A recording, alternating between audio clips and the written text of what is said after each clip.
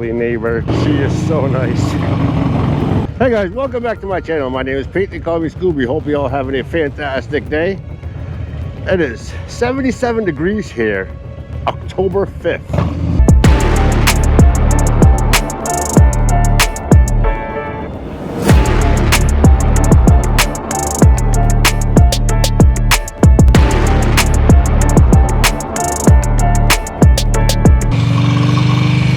Cool bike, dude. Alright guys, the topic of today's video is I'm going to give you my final thoughts on the test rides that I did. I'm going to go right in order the way I test rode them. I test rode the Road King first, the Road Glide, then the CVO Street Glide, then the CVO Road Glide, and then the Street Glide Ultra. So first of all, how do you guys like this new setup, the sound and everything? I think it's pretty good. I think it's pretty dialed in. I know some motovloggers, you know, they try to cut out almost every sound, and all you hear is just basically their voice. But you could, to me, that sounds so AI-ish. Sorry, OCD shit. I personally like the way my audio sounds right now.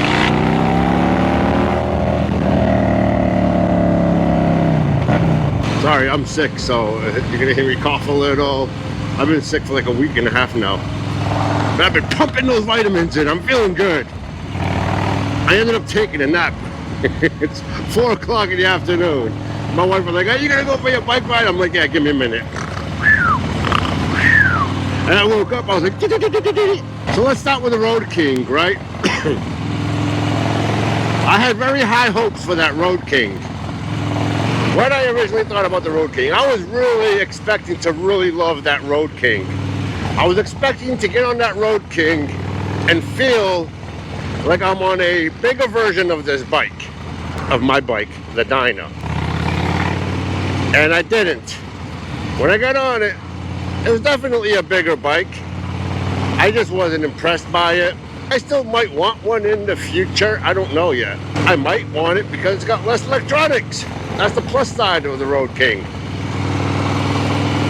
That's why that was one of the big reasons why I really wanted the Road King. That wasn't a big reason. That was a contributing factor on why I wanted a Road King, was the fact that it has less electronics.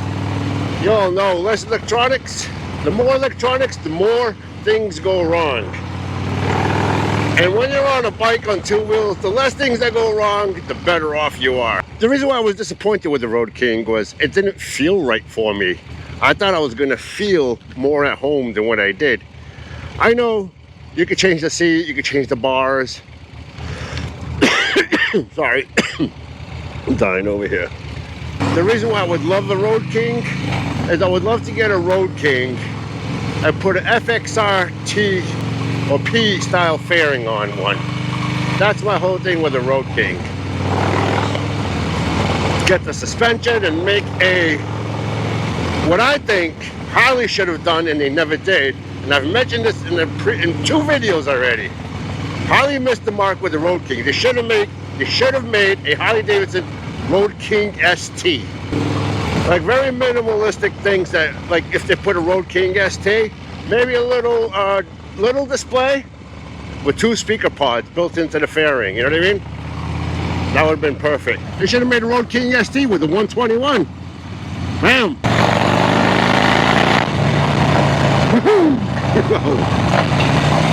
I love this bike. So overall, but the Road King does have its, you know, cool styles. If you want a bagger with a minimalistic look, there you go. You know, if you want to lower the bike, put apes on there, make like a Cholo style bike or whatever. It's a great platform for it. If you want to raise it, making your own ST, it's another great platform. The reason why I don't like it is because it's a freaking motor. Like that motor should have been updated already. God. And the tins. They have the tins. I don't know why they didn't just put it on the Road King. But anyway, that's enough of the Road King. The next was the Road Glide. The Road Glide was an awesome bike, man. I finally got the whole thing of, look at all these Road Glides and one Street Glide. I finally got the whole idea, the reasoning between the everybody loving the Road Glide. It blocks an insane amount of wind. I didn't expect it to block that much wind. It was really comfortable. Even with the small windshield that everybody complained about. A lot of YouTubers were like, oh, this windshield's useless, blah, blah, blah. Man, I'm 5'10". With my good shoes on, I'm 5'11". But I'm 5'10". And that windshield was more than enough. I know the stock one, to me, was perfect. Absolutely perfect. I don't even think I would touch that windshield. I would definitely do the seats and the bars. Everybody says on videos that those bars are they were fantastic right out of the box. They were good, they weren't fantastic. Maybe if I rolled them up a little, it would have been fantastic. I don't know. But I really liked the fairing, what the fairing had to offer, how much wind it blocked. It did a phenomenal job of getting the wind off of me. That 117, to me, was a huge upgrade over the 114. It doesn't sound like much of a difference between the 114 and the 117. Sorry, guys. But that 117, I don't know if it's water cooled. I'm not too familiar with them because I didn't really follow them. I don't think they're water cooled. I think they got water cooled heads or something like that. I think they're like partially water cooled. But I certainly felt the difference between the 117 and the 114. The 114 had a nice little punch to it. The 117, so much. That's an excellent motor. Oh, look at the goats. The riding on that bike was okay. The seating position is okay, I mean. Like, it needs a better seat. That's what it needs, a better seat and better bars. I think if you want to, if I was to buy a Road King these days, I would put slip-ons, seat and bars, and be done with it. I wouldn't do anything else to that bike. I love their wheels, I love their tires. Well, I don't know, I don't know what they had for tires, honestly. The brakes were pretty good. I didn't have any issues with the brakes. The Road Glide, perfect bike. And it comes with docking hardware already attached from the factory. So, you want to do a tour pack or a sissy bar or anything like that, just buy the damn thing and slap it on. That's my takes on the Road Glide. Very fun, great on the highway, picks up speed. It's a good bike. The next ride was the Street Glide CVO, the non-ST version.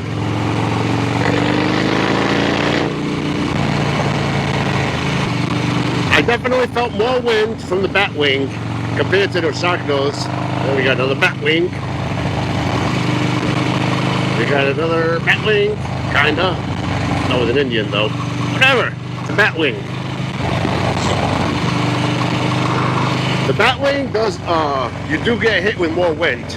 It's not like the Shark Nose.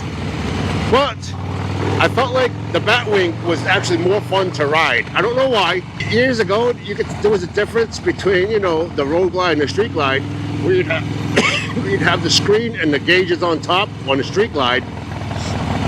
And the Road Glide had the gauge on the screen on the top and the gauges around it, like making a U-shape, like a horseshoe.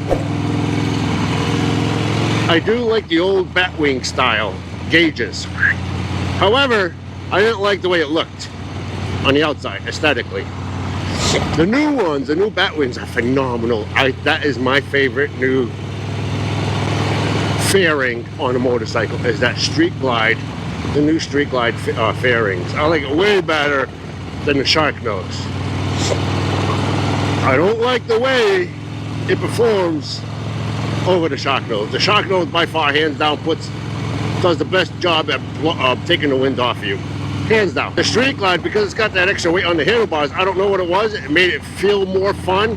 I felt more of the road. I can't really pinpoint it. I wish I had more time with it. On those guided tours, we had to follow the guy, and we had to just follow the guy, whether his speed and all. Because it was a CVO, it did have different suspension, right? So there was a hole, a little bump on the road, like a little pothole that I absolutely tried to hit with every bike. And the CVO Street Glide was the only one that bottomed out on that. CVO has different suspension. Maybe it was adjusted differently, I don't know. Not my bike, I didn't set it up, I just put my leg over it and rode it. CVO, great bike. CVO Street Glide, it was a great bike. The speakers, the whole interior, like the inner fairing, paint match to the bike, beautiful. Beautiful, beautiful fairing, beautiful bike. After that was the CVO Road Glide ST that I took out. And that's supposed to be their fun ST. Because they got a VVT version and a non-VVT. And supposedly the non-VVT I think has a little bit more horsepower. So I took out the CVO Road Glide ST. Now, same thing with the CVO Street Glide. Painted inner fairing, beautiful. Makes the bike look beautiful. And makes it look finished. Sorry. Bike was plenty fun with the 121. The Street Glide had the 121, the Road Glide had the 121, but it was a different 121. It was a non-VVT. The VVT is variable valve timing, something like that. The Road Glide was a fun bike. The Road Glide ST, beautiful color, man. That red, woo, that was spot on. That was really good. I love that red. The suspension on that one, I'm sorry guys, I've been sick. The suspension on the Road Glide CVO ST, I felt every bump. I felt everything. It wasn't it wasn't bad. It wasn't like bottoming out and, you know, knocking my teeth loose and breaking my back or any of that. But I felt every bump. Look at this beautiful day. And it was definitely more nimble. The Road Glide CVO ST definitely felt more nimble than a regular Road Glide. And that's because it's got the carbon fiber parts, so they shave some weights here and there. You can definitely feel that. If I'm not mistaken, it's not much weight. I think it's like 28 pounds. Something like that. You would think 28 pounds ain't nothing. I felt that 28 pounds or whatever it was. I definitely did like the 121 non-VVT version motor better too. You can feel the 121 non-VVT versus over the VVT one. I don't know why. The VVT motor kind of felt we had a Grom, I guess. The VVT motor kind of felt like the 120, 117. I don't know. If I was to get a bike between the 117 and the 121, in my head I was thinking I wanted to get the 121 versus the 117. I wouldn't get the VVT version. Save your money, go with the 117 because it was very little to no difference. So then after that, I took the Street Glide Ultra. I thought I was going to have a hard time with that Ultra.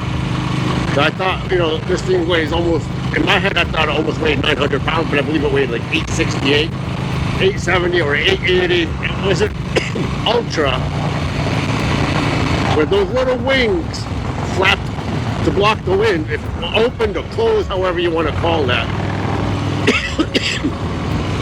If it was set up to block the wind, I felt no wind. That was the most wind blocking bike that I rode that out of that setup. I would tuck my knees in. It had the lowers, it had the little wings, it had the bat wing fairing. The bat wing fairing with the lowers makes a big difference. That blocked a boatload of wind off of me.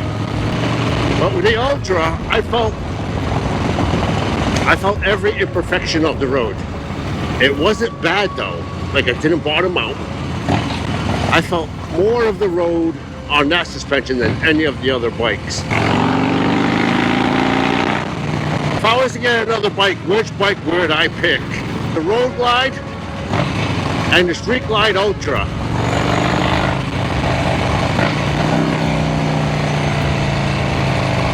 Which of those two would I pick?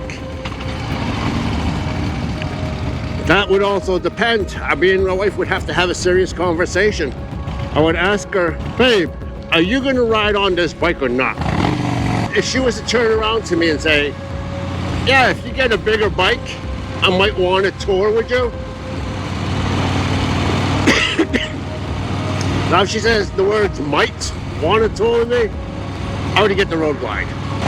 But anyway, all right guys, down in the comments below, let me know what you got, if you like it, and what you would change about it, and do you have any regrets buying that one bike? Talk to you guys in the next one.